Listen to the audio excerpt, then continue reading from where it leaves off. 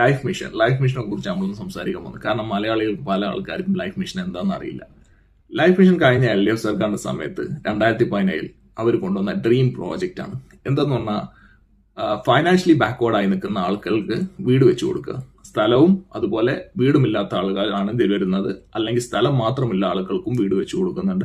തീരദേശ മേഖലകളിൽ ബുദ്ധിമുട്ട് അനുഭവിക്കുന്ന ആളുകൾക്ക് അവരെയും പരിഗണിക്കുന്നുണ്ട്. അതുപോലെ എന്താന്ന് പറഞ്ഞാൽ ഇതുപോലെ ബാക്ക്വേർഡ് ആയ ആളുകൾക്ക് സ്വന്തമായി താമസിക്കാൻ ഒരു പാർപ്പിടം. ഇതാണ് ലൈഫ് മിഷന്റെ എയിം. നമുക്ക് നോക്കാം എത്രത്തോളം സക്സസ്ഫുൾ ആണ് ലൈഫ് മിഷൻ എന്നുള്ളത്. 4,72,000 വീടുകൾ by November government already hand over ചെയ്ത് കഴിഞ്ഞു. കുടുംബങ്ങൾക്ക്, ബാക്ക്വേർഡായ വീടില്ലാത്ത ഫാമിലികൾക്ക് ഹാൻഡ് ഓവർ ചെയ്ത് കഴിഞ്ഞു. അതുപോലെ തന്നെ 5,98,000 ആപ്ലിക്കേഷൻസ് ഇതുവരെ ഓവറോൾ പരിഗണിച്ചു കഴിഞ്ഞു. അത് അപ്രൂവ്ഡ് ആണ്.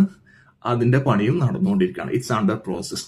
സോ ഇതുപോലെ സപ്പോർട്ട് ചെയ്യുന്ന ഗവൺമെന്റിനെ നമ്മൾ സപ്പോർട്ട് ചെയ്യണമെന്നുള്ളത് നിങ്ങളാണ് ചിന്തിക്കേണ്ടത്.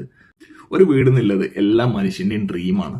അത് സഫലമാക്കുന്ന ഗവൺമെന്റിനെ നമ്മൾ സപ്പോർട്ട് ചെയ്യണോ വേണ്ടയോ അത് നിങ്ങളാണ് ചിന്തിക്കേണ്ടത്. തെളിയിക്കപ്പെടാത്ത പല ആരോപണങ്ങളും വന്നിട്ടുണ്ട്. അതിനെ ബേസ് ചെയ്ത് നമ്മൾ അടുത്ത വർഷം ബാലറ്റിലോട്ട് പോകണോ നിങ്ങളാണ് ചിന്തിക്കേണ്ടത്. ആരാണ് ആട്ടും തോൽട്ട ചിന്ന എന്നുള്ളത് നിങ്ങളാണ് ഡിസൈഡ് ചെയ്യേണ്ടത്. So see you with another video. Bye for now. Thanks for watching.